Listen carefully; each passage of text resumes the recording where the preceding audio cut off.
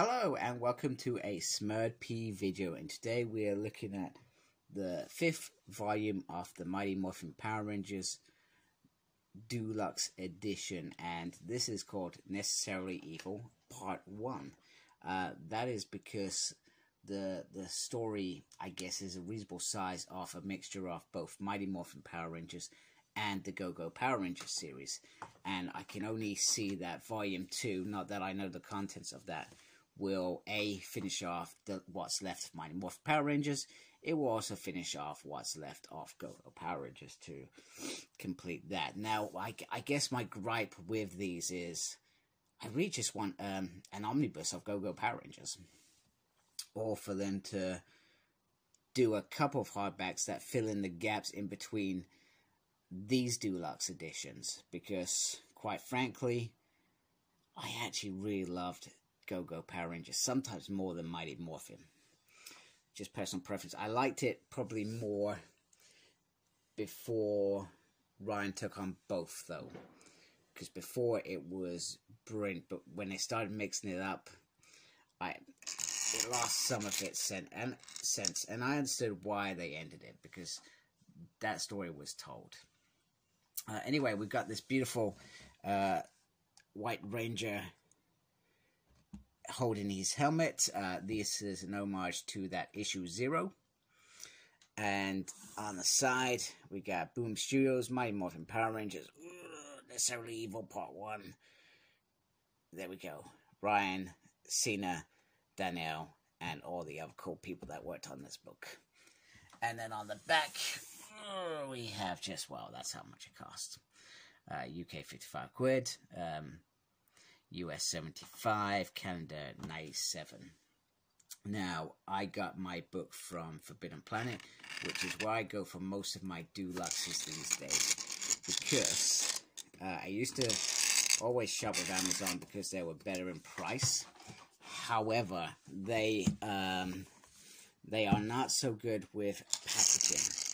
They always seem to let me down with packaging, and I kept getting omnibuses or hardbacks damaged, which was frustrating in my mind. And as far as I'm concerned, if I'm buying a book, I want it in perfect condition, because that's the sort of collector I am. Inside, we got this lovely thing, and I need to try and adjust my camera a little bit. And on the side, you got all the people that are involved, and this collects Mighty Morphin Power Rangers 41 to 47, and Go-Go Power Rangers 21 to 28. So that's 14 issues, if I've counted correctly. I hope I have. Now, this is my strong suit. You know that, John. Oh. And we've got an interesting picture here of the Zeo Rangers and stuff. I'm not sure what that's about, because I'm pretty sure they don't feature at all in this book.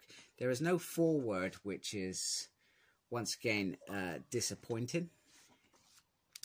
And I guess this is like a previously page. Seems a bit weird that it's in there. I guess the other thing that I could think about with that final volume is, does it throw in the Lord Draken miniseries? It could do that. And if you haven't checked it out, check out my Power Rangers Omnibus. That is really cool. I did that. So check that out. Tell me what you think. Tell me if that's the way you would do it, or you would do it differently. I'm always interested in other people's thoughts.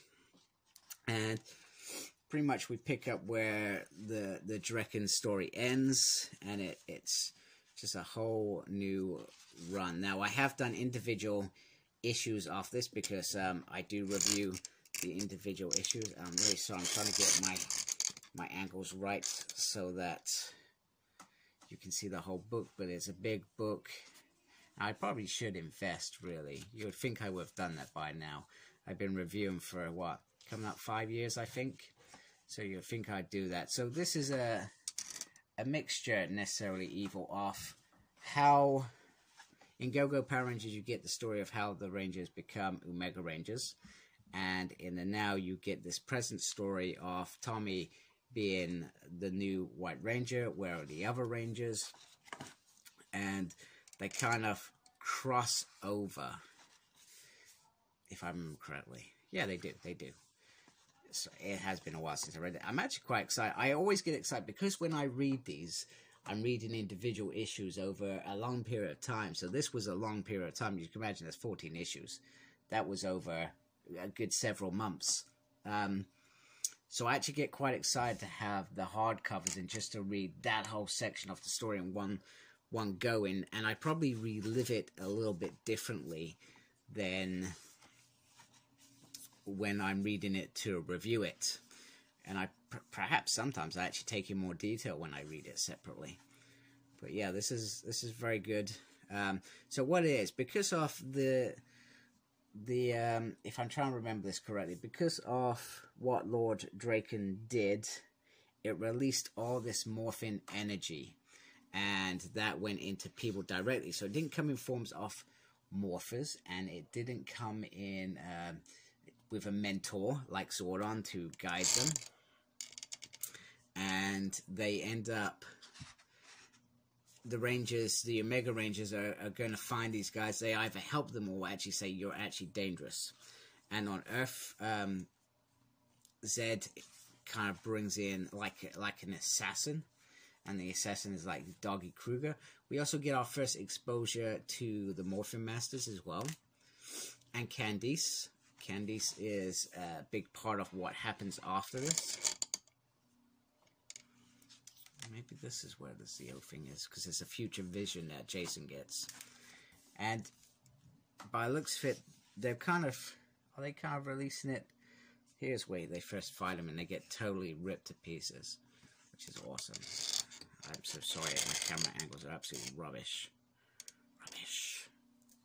I'm trying also not to ruin the story as well. I don't want to ruin the story, because there are moments in this where if you read this, you can go, whoa, that was so cool.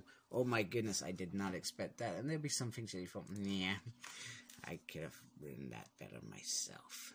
But Ryan is a top writer. I do like Ryan and what he does on Power Rangers. I do feel like sometimes...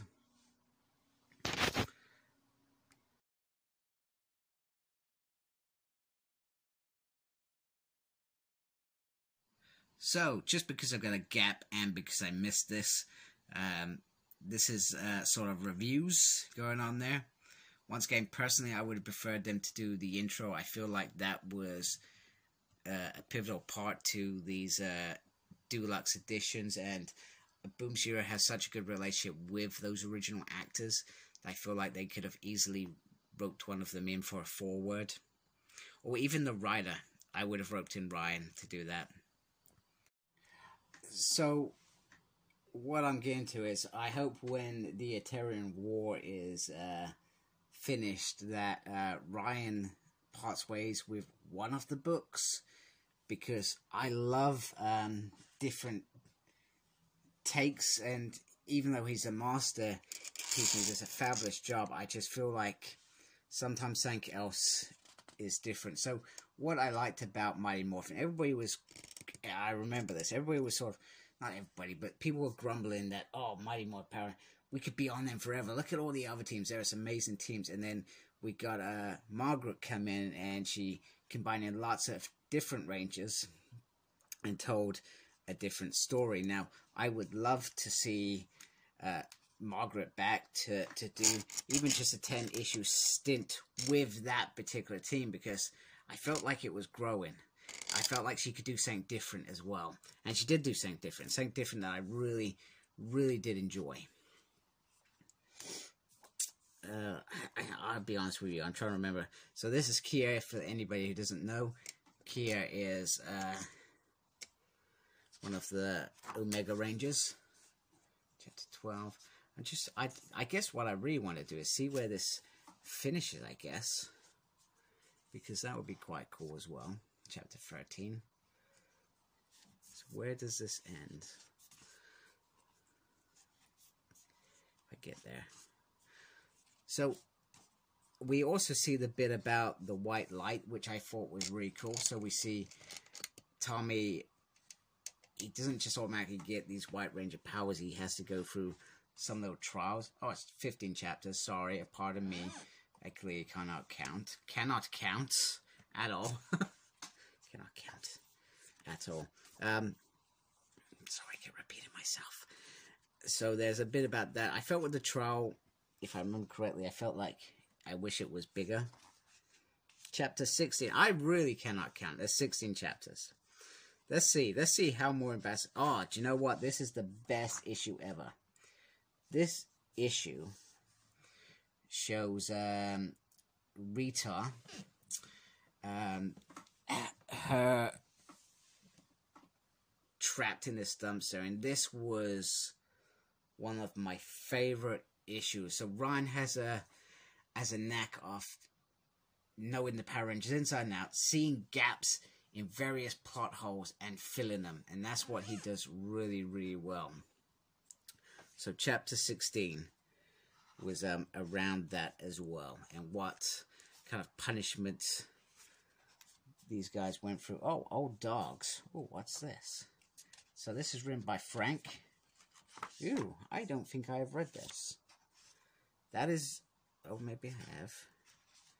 Oh, maybe this was a little spot. So I'm going to give kudos to Frank. I like Frank's work. And clearly he was given the opportunity to write that little short story in there, which is pretty awesome. So I never realized he did that. So very cool. So when they were doing these specials, they redid all the Zero helmets in beautiful kind of foil colors. I had them all. I sold them because these I really wanted these and I didn't get these because I really wanted sorry, what's that? So I didn't keep the foil ones because I already had a majority of the Zero ones. So for me, they felt like a bit of a cop-out, and I really wanted these. These were like, when they were up for pre-order, they were like 40 quid each, way above my price limit. And don't get me wrong, I can spend money, but sometimes I have to say, do you know what? That's not happening. That's not happening at all.